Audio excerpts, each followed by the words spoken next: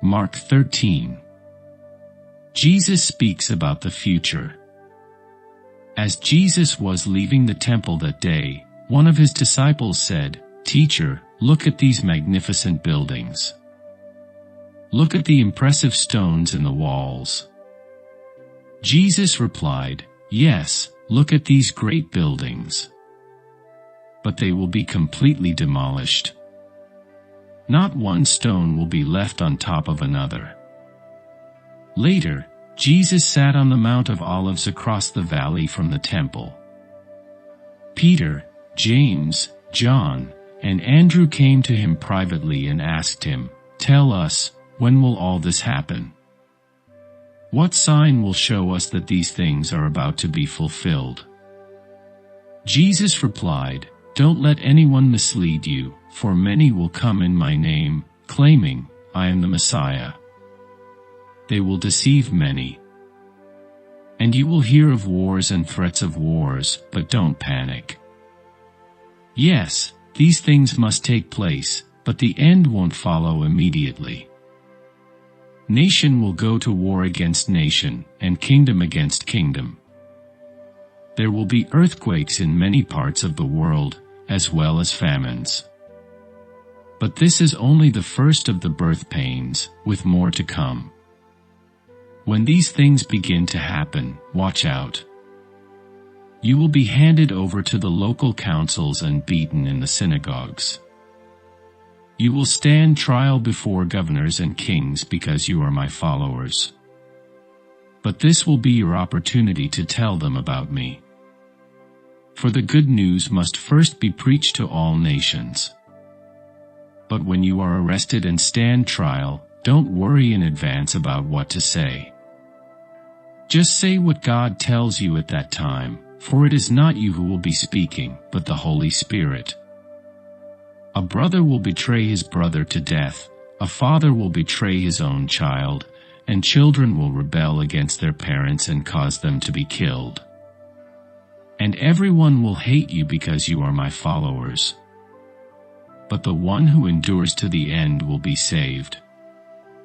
The day is coming when you will see the sacrilegious object that causes desecration, standing where he should not be. Reader, pay attention. Then those in Judea must flee to the hills. A person out on the deck of a roof must not go down into the house to pack. A person out in the field must not return even to get a coat.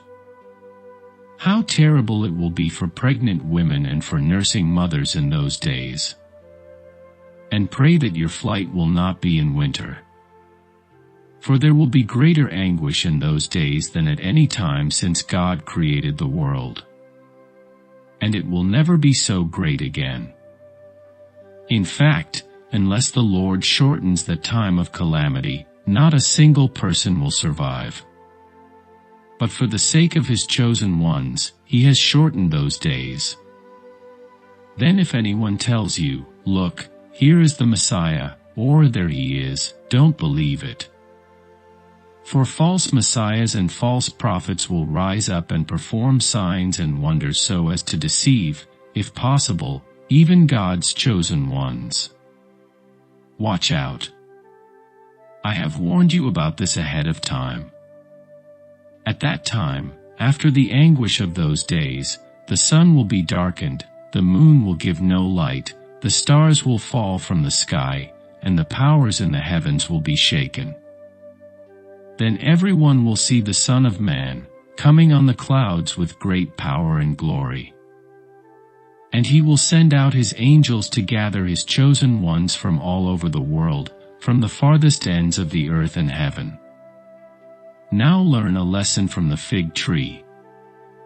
When its branches bud and its leaves begin to sprout, you know that summer is near.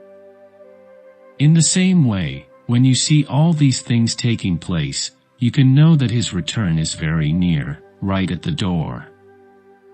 I tell you the truth, this generation will not pass from the scene before all these things take place. Heaven and earth will disappear, but my words will never disappear. However, No one knows the day or hour when these things will happen, not even the angels in heaven or the Son himself. Only the Father knows. And since you don't know when that time will come, be on guard. Stay alert. The coming of the Son of Man can be illustrated by the story of a man going on a long trip. When he left home, he gave each of his slaves instructions about the work they were to do, and he told the gatekeeper to watch for his return. You too must keep watch. For you don't know when the master of the household will return, in the evening, at midnight, before dawn, or at daybreak. Don't let him find you sleeping when he arrives without warning. I say to you what I say to everyone, watch for him.